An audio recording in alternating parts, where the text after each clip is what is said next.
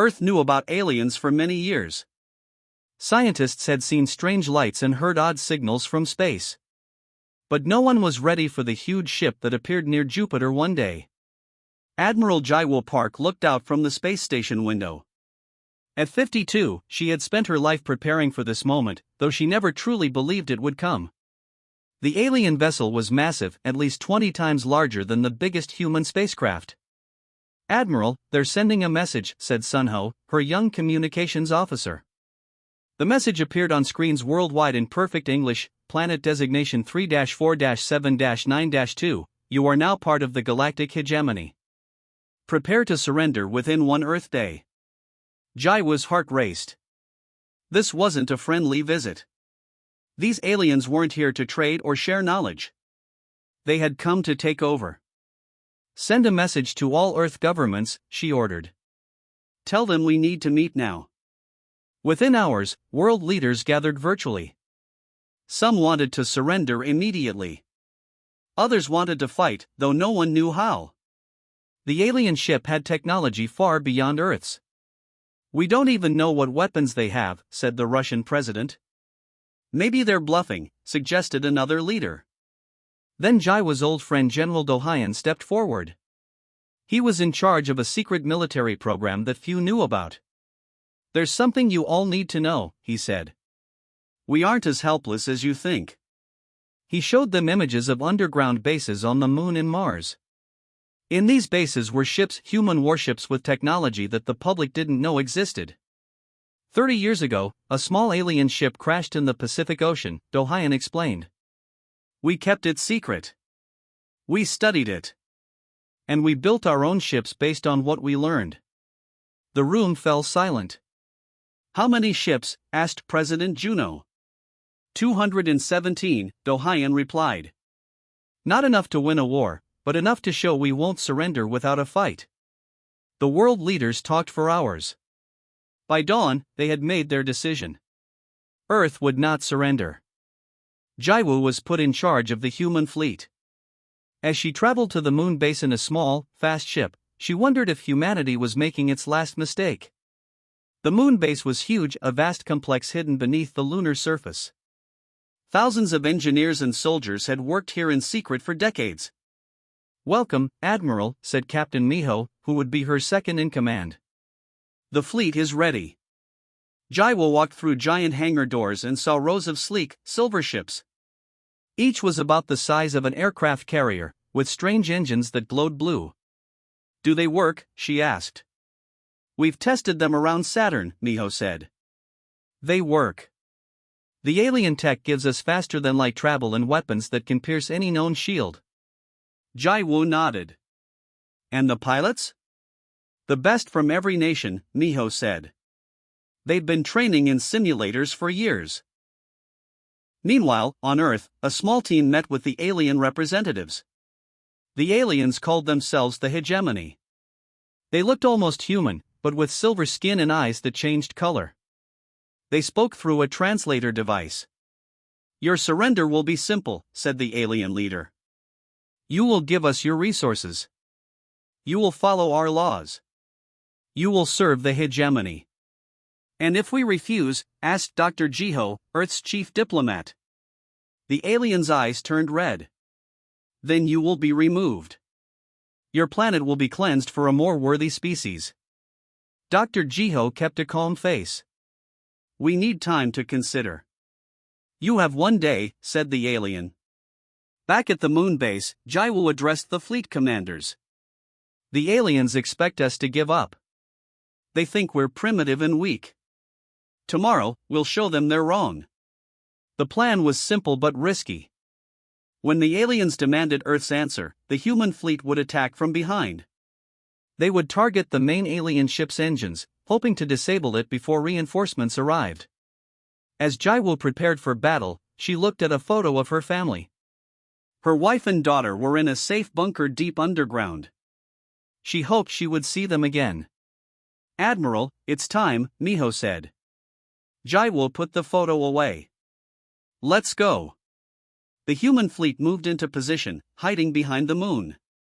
On Earth, Dr. Jiho and his team prepared to give the aliens their answer. Tomorrow would decide the fate of humanity. Either Earth would become the first planet to successfully fight the hegemony, or it would be the 28th world to fall. The alien mothership hovered over New York City. Its shadow covered the entire island of Manhattan. People looked up in fear as smaller scout ships zipped between skyscrapers. In the United Nations emergency bunker, Dr. Miho Kim prepared to meet the alien emissary. He straightened his tie and took a deep breath. "Are you ready?" asked President Juno. Miho nodded. "As ready as I'll ever be." The alien shuttle landed in Central Park. It was smooth and silver, with no visible windows or doors. Then a section of the hull simply vanished, and the alien stepped out. It was tall, at least 7 feet, with silvery skin that seemed to ripple like water. It had 4 arms and eyes that changed color like mood rings. 2 human-looking legs carried it forward with unusual grace. "I am Executor Thrax," it said through a device at its throat. "I speak for the galactic hegemony." Miho bowed slightly. "I am Dr. Miho Kim. I speak for Earth." They met in a hastily prepared tent. News cameras broadcast the historic meeting to billions of frightened humans. "Your planet has resources we need," Thrax explained. "Your people will work for us. We will take what we require. This is the way of the galaxy." "And if we choose not to accept these terms?" Miho asked carefully. Thrax's eyes flashed red. "There is no choice. 27 worlds before you tried to resist. All were destroyed. Some species still exist as slaves. Others were removed completely." Miho kept his face neutral, though his heart raced. "We will need time to discuss." "You have 6 hours," Thrax said. Back in the bunker, world leaders argued fiercely. "We can't fight them," cried the French president. "Did you see their ships? They could destroy us all. So we just give up?" General Dohayan challenged. "Become slaves?" President Juno held up his hands. "We need to consider our secret fleet. Admiral Jaiwu, what are our chances?" Admiral Jaiwu's face appeared on the main screen from her command ship hidden behind the moon. "Our ships have untested technology. We don't know the aliens' full capabilities. But we do know they don't expect us to have any space combat ability." "Surprise is our only advantage," said General Dohayan. The Russian president frowned. "Even if we win this battle, won't they just send more ships?" "Maybe," said Jaiwu. "But maybe beating them once will show them we're not worth the trouble." For hours they debated. Some nations wanted to surrender. Others wanted to fight. As the deadline approached, they took a vote. Fight, 108 nations. Surrender, 89 nations. The decision was made. Humanity would stand against the hegemony. President Juno called Dr. Miho on a secure line. "Tell them we need 1 more day to prepare our surrender terms. We need to buy time." When Miho delivered this message, Thrax seemed annoyed but agreed. "1 day. Then we begin processing your world." As night fell over New York, the alien mothership glowed with strange lights. People worldwide prepared for what might be their last free day on Earth. In orbit, Admiral Jaiwu assembled her captains on the flagship Defiance. They gathered around a holographic display of the solar system. "The alien ship is here," she pointed. "Our fleet is here, behind the moon. At 0600 tomorrow, we launch our attack." Captain Tejo raised his hand. "What about their technology? They must have better weapons and shields than us." "Maybe," said Jaiwu. "But we have 2 advantages. First, they don't know we're coming.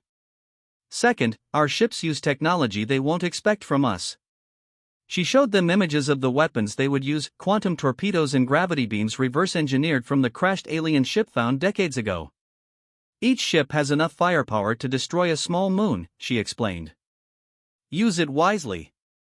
As the meeting ended, Jaiwu looked at the faces of her captains. Some looked scared.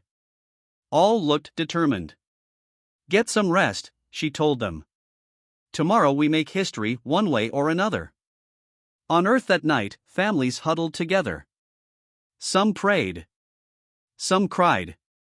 Many watched the alien ship through telescopes or on TV. In his temporary quarters, Dr. Miho couldn't sleep. He stood at the window, looking at the massive ship blocking the stars. His phone rang. It was his wife, Suman. "How are you?" she asked. "Scared," he admitted. "But hopeful." "Do you think our fleet has a chance?" she asked. Miho watched as a scout ship zipped past his window. "I don't know. But I do know that humans don't surrender easily." In her ship, Admiral Jaiwoo also stood at a window, looking at Earth blue and beautiful against the blackness of space. Her second-in-command joined her. "Do you think we can win?" he asked. "I think we can surprise them," she replied. "Sometimes, that's enough." As Earth turned slowly beneath them, the human fleet made final preparations. Tomorrow would decide if humans had a future among the stars or if Earth would become just another conquered world. The alien flagship Inevitable Dominion floated near Mars. It was massive, nearly 10 miles long, with weapons that could destroy entire cities. Inside, Executor Thrax reported to Supreme Commander Vrax. "The humans are stalling," Thrax said. "They asked for more time." Vrax looked bored. His skin was darker silver than Thrax's, with gold patterns showing his high rank. "Did you tell them it won't matter?" "Yes, Commander. I explained that resistance is pointless." Vrax studied the hologram of Earth floating between them. Primitive species always think they have options. It's almost sad. He waved a hand dismissively. "Prepare the harvesting ships. Once they surrender, we'll begin taking their resources immediately." "What if they don't surrender?" asked Thrax. Vrax laughed. "Look at their technology. Their most advanced ships use chemical rockets. Their weapons are primitive projectiles and crude nuclear devices. What could they possibly do?" Behind the moon, Admiral Jaiwo Park stood on the bridge of the Defiance. Earth's secret fleet was ready. 200 ships built with technology that no one outside the program knew existed. "All ships report ready, Admiral," said her XO, Commander Hyun. Jaiwoo nodded. "Send the signal to Earth. Operation Thunderbolt begins in 30 minutes. On Earth, Dr. Miho Kim received the message during his final meeting with Thrax. "We need just a bit more time," Miho said, knowing he just needed to keep the alien talking for another 20 minutes. Thrax's eyes swirled with impatience. "Your time is up." "What is Earth's decision?" Miho took a deep breath. "Earth has decided to." His phone buzzed. "The signal." "Show you our answer personally," Miho finished, allowing himself a small smile. Thrax looked confused. "What does that mean?" At that moment, alarms began blaring on Thrax's communication device. In space, the human fleet emerged from behind the moon. They didn't use normal engines. Instead, they traveled through small tears in space, jumps that took them instantly from the moon to positions all around the alien flagship. On the Inevitable Dominion, chaos erupted. "Commander!" "Multiple ships appearing around us," shouted a junior officer. Vrax ran to the main view screen. "Impossible. Where did they come from?" "Unknown vessels using technology similar to our jump drives," reported another officer. "They're charging weapons. Raise shields." Vrax ordered. "Launch fighters." But it was too late for some of the smaller alien ships. The human fleet fired their first volley, strange blue beams that bypassed the alien shields completely. 3 hegemony ships exploded instantly. On the Defiance, Jaiwoo watched the battle unfold. "All ships, focus fire on their engine sections. Don't let their main vessel escape." The human ships moved with incredible speed. They fired weapons the hegemony had never seen before, quantum torpedoes that passed through matter before detonating, gravity beams that crushed hull plating, and plasma charges that disabled electronic systems. Vrax couldn't believe what he was seeing. How do they have this technology?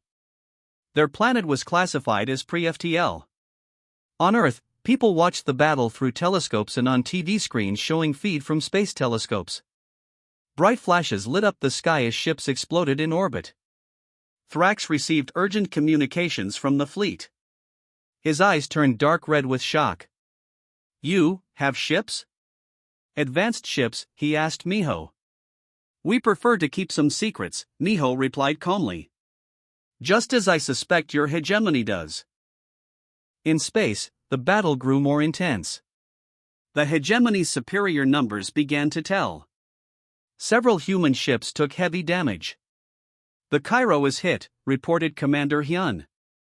"The Shanghai has lost engines." Jaiwo gripped her chair tightly. They were hurting the aliens, but not enough. "Launch the second wave." From the dark side of Earth, 50 more human ships appeared. They had been hiding in underwater bases, waiting for this moment. On the inevitable Dominion, Supreme Commander Vrax watched in horror as his fleet was caught between two forces. "How is this possible?" he demanded. "Where did they get precursor technology?" An officer looked up from his console, fear in his eyes. "Commander, they're targeting our jump drives. We can't escape." Vrax slammed his fist down. "All ships, focus fire on their flagship. If we destroy their leader, these primitives will fall into disarray." 5 hegemony cruisers turned toward the Defiance. They fired their main weapons together, beams of energy that could cut through a small moon. "Incoming," shouted Hyun. Jaiwo didn't flinch. "Activate the mirror shield." A shimmering field appeared around the Defiance. When the alien weapons hit it, they bounced back, striking 2 of the attacking cruisers. The ships exploded spectacularly. On the inevitable Dominion, Vrax stared in disbelief. "Impossible," he whispered. "They've mastered reflection technology." For the first time in his long life, Supreme Commander Vrax felt fear. These humans weren't the primitive species his scouts had reported. They were something much more dangerous. And they were winning. The battle spread across the solar system. Human and alien ships fought around Earth, Mars, and beyond. Captain Tehobe's ship, the Thunderchild, raced toward the moon where aliens were attacking the lunar colonies. "They're targeting the civilian domes," shouted his weapons officer. Teho saw 3 alien destroyers firing at the transparent habitats where 5,000 people lived. The dome's shields were failing. "Full speed ahead," he ordered. "Put us between those ships and the colonies." The Thunderchild was smaller than the alien ships but faster. It shot forward, its engines glowing bright blue. "Sir, our shields can't take hits from all 3 ships," warned his second-in-command. "We don't need to win," Teho replied. "We just need to buy time for the colonists to reach the bunkers." The Thunderchild positioned itself directly in front of the lunar domes. The alien ships immediately shifted their fire to this new target. "Shields at 60%. 40%. Reported an officer as the ship shook violently. "Return fire," Teho ordered. The Thunderchild's weapons struck the nearest alien ship. Its shields flickered but held. "Our weapons aren't strong enough," said the weapons officer. Teho thought quickly. "What about the experimental torpedo?" His crew looked nervous. The quantum torpedo was powerful but untested. "It might destroy us too," warned his engineer. Teho watched as the colony's evacuation ships launched from the domes. They needed just a few more minutes. "Load the torpedo. Target the lead alien ship." The strange weapon, looking more like a small star than a missile, launched from the Thunderchild. It moved slowly, almost lazily, toward the alien destroyer. The aliens tried to shoot it down, but their weapons passed right through it, as if it wasn't fully in their reality. When the torpedo touched the alien ship, both vessels seemed to warp and twist. Then the alien ship imploded, collapsing into itself until nothing remained. The other alien ships retreated quickly. "It worked," cheered the crew. Teho nodded grimly. "Check on the colonists." Near Saturn, Commander Jisohan led a different kind of battle. Her 5 ships hid in the planet's rings, using the ice and rocks as cover. The aliens are sending supply ships through this sector, she told her captains. We'll ambush them here. Jisu's ships were smaller and faster than regular warships. They were designed for hit-and-run attacks. Contact. 3 enemy transports with 1 escort, reported her scanner officer. Perfect, Jisu smiled. Wait until they're past the large moon, then attack. When the alien ships passed Titan, Jisu's vessels struck from 5 different directions. They fired special missiles that attached to the enemy hulls. Magnetic mines attached, reported her weapons officer. Detonate, Jisu ordered. The mines exploded, disabling the alien ship's engines but leaving the vessels intact. Begin boarding operations, Jisu commanded. I want their supplies and their technology. Her troops, wearing special space armor, crossed to the alien ships. After a brief fight, the aliens surrendered. Commander, you should see this, her second-in-command called over the radio.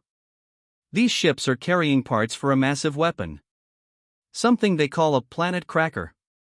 Jisu's blood ran cold. Send this information to Admiral Jaiwu immediately. Back near Earth, the main battle continued. The Defiance had taken heavy damage. Admiral Jaiwu stood amid smoke and sparking electronics on her bridge. Status report, she demanded. Shields at 15%. Weapons at 30% capacity. We've lost 53 ships, but we've destroyed over 100 of theirs, reported Commander Hyun. Jaiwu nodded. They were hurting the aliens, but at a terrible cost. Her communications officer turned suddenly. Admiral. Urgent message from Commander Jisu's team at Saturn. Jaiwu read the message quickly. Her face hardened. They're planning to destroy Earth completely, she told her officers. We need to take out their command ship now. The inevitable Dominion is heavily defended, said Hyun. We don't have enough firepower left. Then we'll use the spear, Jaiwu decided. Everyone on the bridge grew quiet. The Spear of Dawn was their last resort. A weapon so powerful it might destroy the user along with the target. Prepare my shuttle, Jaiwu ordered. I'll deliver it myself. Admiral, that's too dangerous, protested Hyun. This is not a discussion, Jaiwu replied firmly. Continue the attack. Keep them distracted.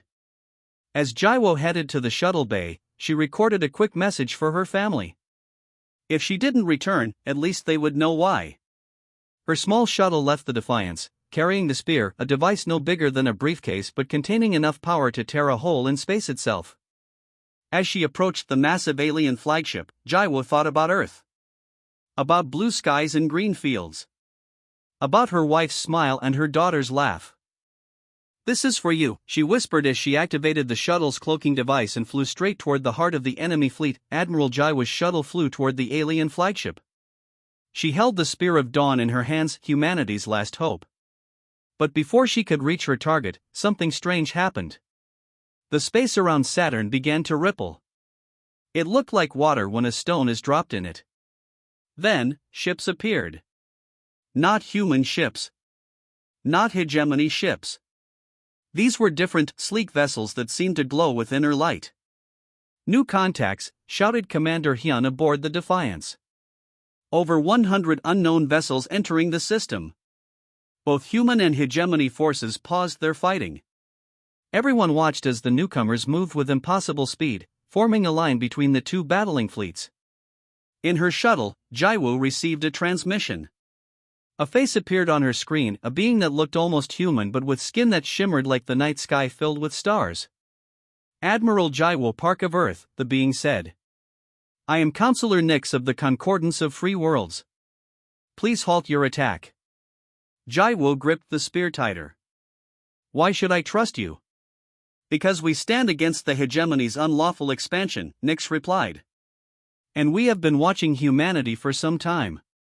On the inevitable Dominion, Supreme Commander Vrax received a similar message. His officers looked to him in fear. The Concordance? Vrax whispered. Here? The largest of the new ships moved toward the Hegemony flagship. It was 3 times the size of even the inevitable Dominion. "This region is under Concordance protection," Nix announced to both fleets. "The Hegemony's claim violates the ancient accords." Vrax knew when he was beaten. The Concordance was the one force the Hegemony truly feared. "All ships, prepare to jump," he ordered. "We're leaving this system." The Hegemony fleet began to retreat. Some ships were too damaged to use their jump drives and were left behind. Jaiwa's shuttle returned to the Defiance. There, she met with Counselor Nix, not in person, but through a hologram that appeared on her bridge. "For centuries, we have watched humanity," Nix explained. "We saw your creativity, your resilience, your determination. Why didn't you contact us before?" asked Jaiwu. "We needed to see how you would respond to the Hegemony," Nix replied. "Many species surrender. Some fight but are quickly defeated. You not only fought, you surprised them with technology they thought you couldn't possibly have."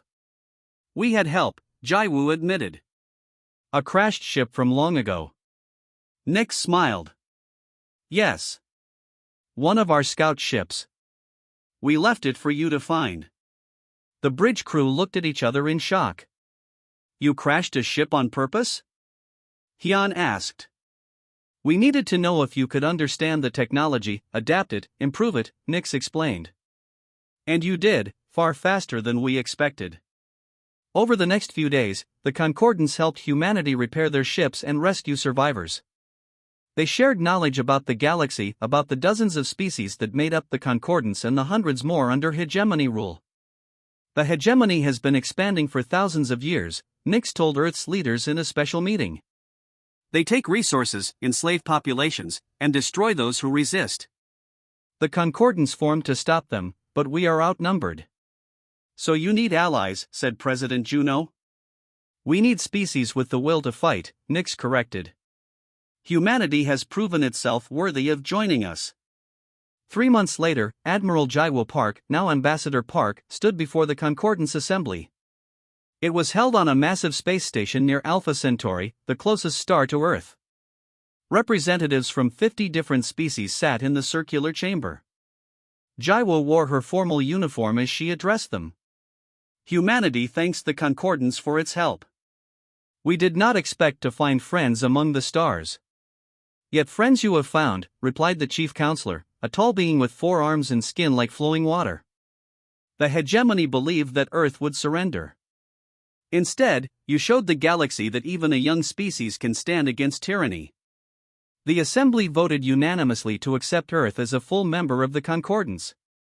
With membership came benefits, access to advanced technology, trade agreements, and protection. But it also came with responsibilities. "The Hegemony will return one day," the chief counselor warned. "Not just to Earth, but to all free worlds. We must be ready." Jaiwo nodded.